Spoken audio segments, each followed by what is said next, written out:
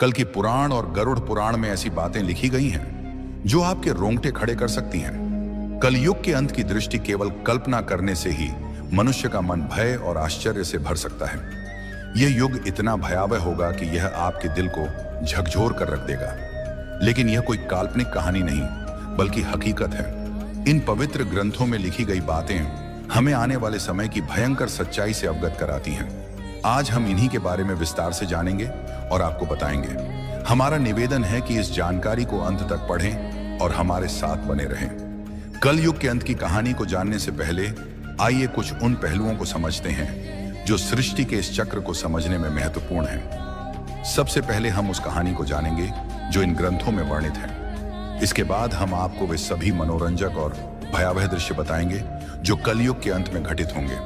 तो हमारे साथ बने रहें, क्योंकि यह यात्रा न केवल ज्ञानवर्धक होगी बल्कि आपको गहराई से सोचने पर भी मजबूर करेगी। हिंदू शास्त्रों में कलयुग की आयु 4,32,000 वर्ष मानी गई है।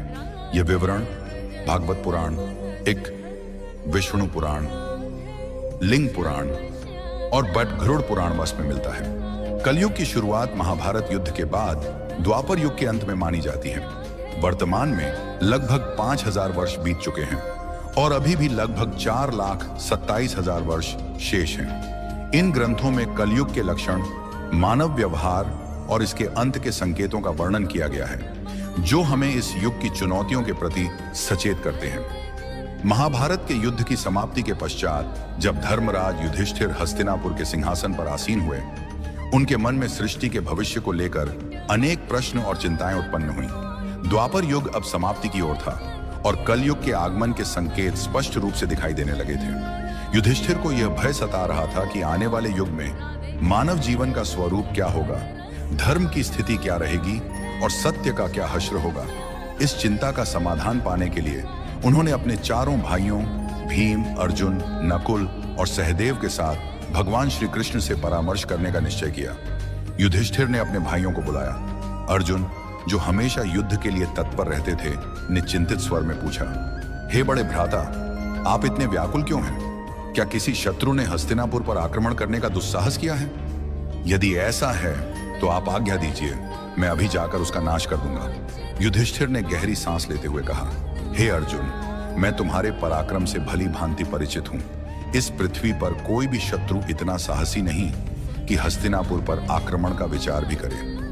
मेरी चिंता किसी बाहरी शत्रु से नहीं बल्कि कलयुग के आगमन से है। मुझे यह भय सता रहा है कि आने वाले समय में मानव समाज किस दिशा में जाएगा, धर्म और सत्य की क्या स्थिति होगी। भीम, जो अपने बड़े भाई की हर चिंता में सहभागी होते थे, बोले, हे भैया, आपकी चिंता हमारे मन में भी भय और अनिश्चितता उत्पन्न कर रही है। कृपया हमें बताइए कि कौन सा संकट हमारे सामने है। युधिष्ठिर ने गंभीर स्वर में उत्तर दिया, हे भीम, तुम ठीक कहते हो। एक भयंकर संकट आने वाला है। मैं कल युग के प्रभावों के बारे में सोचकर चिंतित हूं। इसलिए मैंने निश्चय किया है कि हमें द्वारिकाधीश श्री कृष्ण के पास जाना चाहिए। केवल वही हमें इस चिंता से मुक्ति दिला सकते हैं। सभी पांडवों ने युधिष्ठिर की बात से सहमति जताई। अर्जुन ने कहा, आप सत्य कह रहे हैं भैया। श्री कृष्ण ही इस समय सबसे ज्ञानी और भविष्य दृष्टा हैं। हमें उनके पास जाना चाहिए। भीम ने भी उत्साहपूर्वक कहा, हे धर्मराज, मैं आपके साथ हूं। हम सब द्वारिका चलकर श्री कृष्ण से परामर्श करेंगे। इस प्रकार सभी पांडव द्वारिका की ओर प्रस्थान करने लगे। द्वारिका की पवित्र नगरी में पहुंचकर पांडवों का भगवान श्री कृष्ण ने हार्दिक स्वागत किया।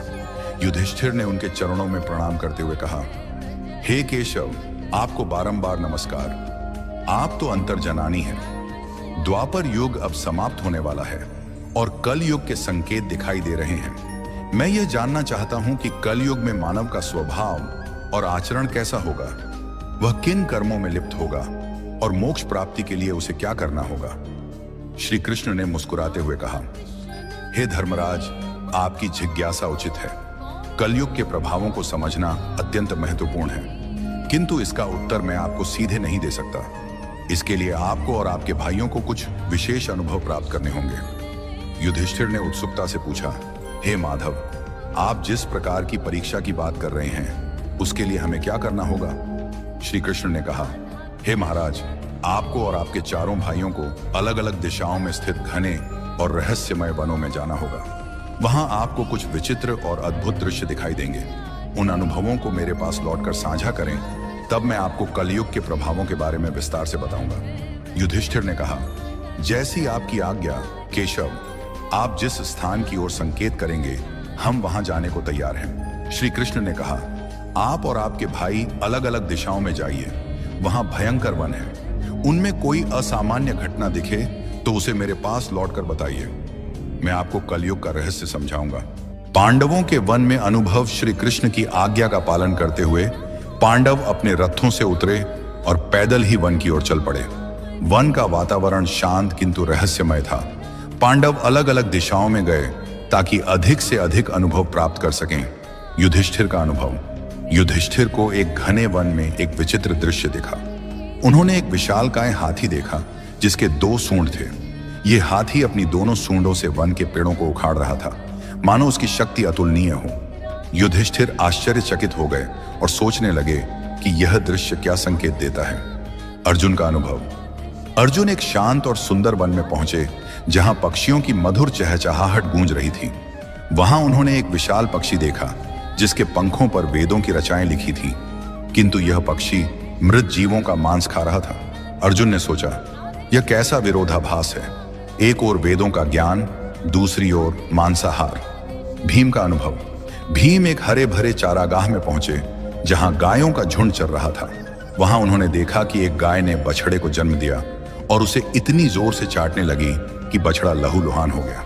भीम ने सोचा, यह कैसी ममता है जो अपने ही बच्चे को घायल कर रही है। सहदेव का अनुभव।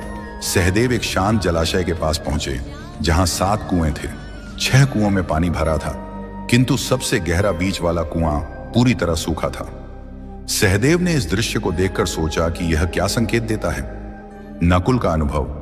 नकुल एक पर्वतीय क्षेत्र में पहुंचे जहां ऊंचे ऊंचे पर्वतों पर हरे भरे वृक्ष थे। उन्होंने देखा कि एक विशाल शिला पहाड़ से लुढ़क रही थी जो अपने रास्ते में बड़े बड़े वृक्षों को उखाड़ रही थी, किंतु एक छोटे से पौधे के पास पहुंचते ही वह शिला रुक गई। नकुल इस दृश्य से स्तब्ध रह गए।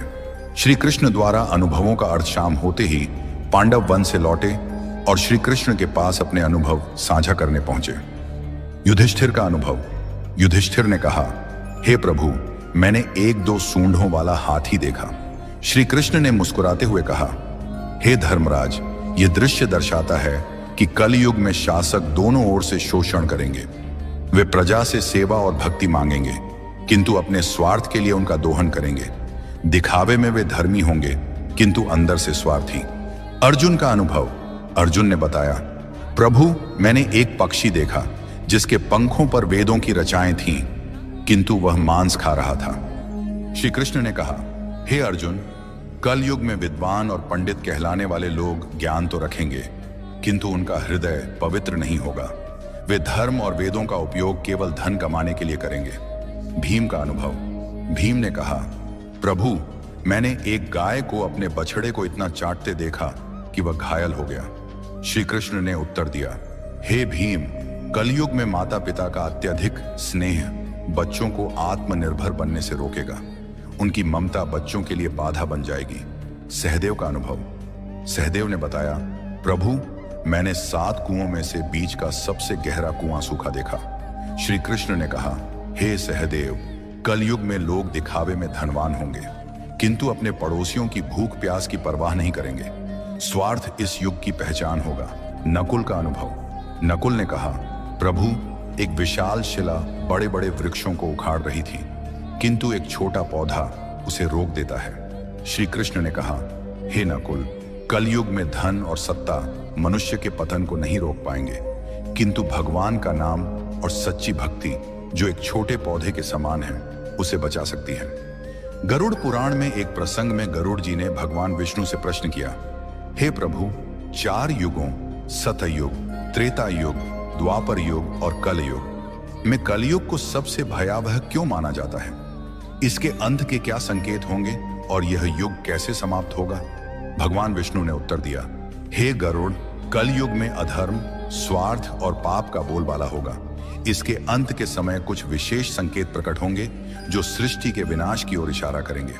आइए इन 5 प्रमुख संकेतों को एक एक करके विस्तार से समझते हैं। 1. मानव आयु का ह्रास। कल युग के अंत में मानव जीवन की आयु अत्यंत कम होकर मात्र 20 वर्ष रह जाएगी। लोग 12 वर्ष की आयु में ही वृद्धावस्था के लक्षण दिखाने लगेंगे। उनके बाल सफेद हो जाएंगे, चेहरों पर झुर्रियां पड़ जाएंगी और शरीर कमजोर व रोगग्रस्त हो जाएगा। यह शारीरिक पतन मानव की जीवन शैली और नैतिकता के ह्रास का परिणाम होगा। लोग अस्वास्थ्यकर भोजन, अनियमित दिनचर्या और तनावग्रस्त जीवन जीने के कारण शारीरिक और मानसिक रूप से कमजोर हो जाएंगे। स्त्रियां 8 से 9 वर्ष की अल्पायु में ही संतान को जन्म देने लगेंगी, लेकिन उनकी शारीरिक स्थिति इतनी कमजोर होगी कि वे बच्चों का पालन पोषण ठीक से नहीं कर पाएंगी। बच्चे कुपोषण और कमजोरी के शिकार होंगे, जिससे समाज में अस्वस्थ और कमजोर पीढ़ियां उत्पन्न होंगी। इस कारण पारिवारिक और सामाजिक संरचना पूरी तरह चरमरा जाएगी। लोग अपनी भौतिक आवश्यकताओं की पूर्ति में इतने व्यस्त रहेंगे कि परिवार और रिश्तों के प्रति उदासीन हो जाएंगे। यह संकेत कलयुग के उस दौर को दर्शाता है जहां मानव की शारीरिक और मानसिक शक्ति का पूर्ण ह्रास हो जाएगा। समाज में अव्यवस्था, अशांति और अराजकता का बोलबाला होगा। लोग एक दूसरे के प्रति प्रेम और विश्वास खो देंगे और स्वार्थ ही जीवन का आधार बन जाएगा। यह स्थिति हमें चेतावनी देती है कि शारीरिक और मानसिक स्वास्थ्य को बनाए रखने के लिए संतुलित जीवन शैली और नैतिकता का पालन आवश्यक है। तो पतिव्रता स्त्रियों का लोभ। कलयुग के अंत में नैतिकता और धर्म का इतना ह्रास हो जाएगा कि पतिव्रता स्त्रियां लगभग लुप्त हो जाएंगी। एक स्त्री कई पुरुषों के साथ संबंध स्थापित करेगी, जो सामाजिक और नैतिक पतन का स्पष्ट संकेत होगा। लोग धार्मिक कार्यों जैसे पूजा पाठ, श्राद्ध, अंतिम संस्कार और विवाह जैसे संस्कारों को पूरी तरह त्याग देंगे। जल की कमी के कारण लोग स्नान करना बंद कर देंगे, जिससे शारीरिक और आध्यात्मिक शुद्धता नष्ट हो जाएगी। भोजन में मांसाहार का प्रभुत्व होगा और सात्विक भोजन जैसे फल, सब्जियां और अनाज दुर्लभ हो जाएंगे। लोग चमकीले, तंग और भड़कीले वस्त्र पहनेंगे, जो उनकी भौतिकता और आध्यात्मिकता से दूरी को दर्शाएंगे। समाज में स्वार्थ, लालच और छल कपट का बोलबाला होगा। रिश्तों में विश्वास की कमी हो जाएगी और लोग केवल अपनी सुख सुविधाओं के लिए जिएंगे। यह संकेत समाज में नैतिकता के पतन और रिश्तों के टूटने की स्थिति को दर्शाता है। लोग धर्म और कर्तव्यों से विमुख होकर केवल सांसारिक सुखों की तलाश में रहेंगे। यह स्थिति सामाजिक अविश्वास, अशांति और अनैतिकता को बढ़ावा देगी। गरुड़ पुराण हमें सिखाता है कि धर्म और नैतिकता का पालन ही समाज को स्थिर और सौहार्दपूर्ण बनाए रख सकता है। 3. वृक्षों का फलहीन होना। कलयुग के अंत में प्रकृति का भीषण विनाश होगा। वृक्ष फल और फूल देना बंद कर देंगे और केवल शमी वृक्ष ही जीवित रहेंगे। लोग शाकाहार को पूरी तरह त्याग देंगे और मांसाहार पर निर्भर हो जाएंगे। भोजन तामसिक और रोगकारी होगा, जिससे लोग कम उम्र में ही बीमारियों का शिकार हो जाएंगे। गायों की पूजा बंद हो जाएगी और उन्हें केवल दूध और मांस के लिए पाला जाएगा। यह संकेत प्रकृति के प्रति मानव की लापरवाही और अंधाधुंध दोहन का परिणाम है। वनों की कटाई, पर्यावरण प्रदूषण और प्राकृतिक संसाधनों के दुरुपयोग के कारण प्रकृति का संतुलन बिगड़ जाएगा। वृक्षों का फलहीन होना और प्राकृतिक संसाधनों का ह्रास पर्यावरणीय असंतुलन को और गहरा कर देगा। समाज में भोजन की कमी के कारण लोग भूख और कुपोषण से ग्रस्त होंगे। यह स्थिति हमें पर्यावरण संरक्षण और प्रकृति के प्रति सम्मान की महत्ता सिखाती है। 4. अल्पवृष्टि। कलयुग के अंत में वर्षा अत्यंत कम हो जाएगी। खेतों में अनाज का उत्पादन बंद हो जाएगा और जो थोड़ा बहुत अनाज होगा वह छोटा, रसहीन और पौष्टिकता से रहित होगा। फलों में रस का अभाव हो जाएगा, जिससे लोग भूख और प्यास से तड़पने लगेंगे। केवल बकरियों का दूध ही उपलब्ध होगा, जो प्राकृतिक संसाधनों की कमी को दर्शाता है। यह स्थिति सामाजिक और आर्थिक संकट को और गहरा कर देगी। लोग जीवन की मूलभूत आवश्यकताओं जैसे भोजन और जल के लिए संघर्ष करेंगे। खेती और कृषि कार्य पूरी तरह ठप हो जाएंगे, जिससे समाज में भुखमरी, अशांति और हिंसा बढ़ेगी। यह संकेत पर्यावरणीय विनाश और मानव की लापरवाही का परिणाम है, जो हमें प्रकृति के संरक्षण और संतुलित जीवन की आवश्यकता की याद दिलाता है। कलयुग के अंत का सबसे भयावह संकेत होगा 7 सूर्यों का उदय। भगवान विष्णु सूर्य की किरणों में विराजमान होकर पृथ्वी का सारा जल सोख लेंगे। 7 सूर्यों की तीव्र गर्मी से संपूर्ण सृष्टि जलकर राख हो जाएगी। इसके बाद भगवान विष्णु रुद्र रूप में मेघ उत्पन्न करेंगे, जो 100 वर्षों तक निरंतर भयंकर वर्षा करेंगे। यह वर्षा सृष्टि को जलमग्न कर देगी और संपूर्ण संसार का अंत हो जाएगा। यह प्रलय सृष्टि के चक्र का एक हिस्सा है, जो संहार के बाद नई शुरुआत की ओर ले जाता है। जब पाप और अधर्म अपनी चरम सीमा पर पहुंच जाएंगे, तब सृष्टि का अंत अनिवार्य हो जाएगा। यह संकेत हमें सिखाता है कि सृष्टि का प्रत्येक चक्र एक नई शुरुआत का मार्ग प्रशस्त करता है, और धर्म का पालन ही हमें इस चक्र में सकारात्मक योगदान देने के लिए प्रेरित करता है। भगवान विष्णु ने गरुड़ जी से कहा, यह विनाश केवल अंत नहीं, बल्कि एक नई सृष्टि की शुरुआत है। जब यह सृष्टि नष्ट हो जाएगी, तब परमात्मा अपनी इच्छा से एक नई, शुद्ध और पवित्र सृष्टि की रचना करेंगे। इस नई सृष्टि में धर्म, सत्य और आध्यात्मिकता का पुनरुत्थान होगा। केवल वे जीव इस नई सृष्टि में स्थान पाएंगे जिन्होंने धर्म और सत्य का पालन किया होगा। यह संदेश हमें प्रेरित करता है कि कठिन परिस्थितियों में भी सच्चाई और धर्म का मार्ग अपनाकर हम अपने जीवन को सार्थक बना सकते हैं।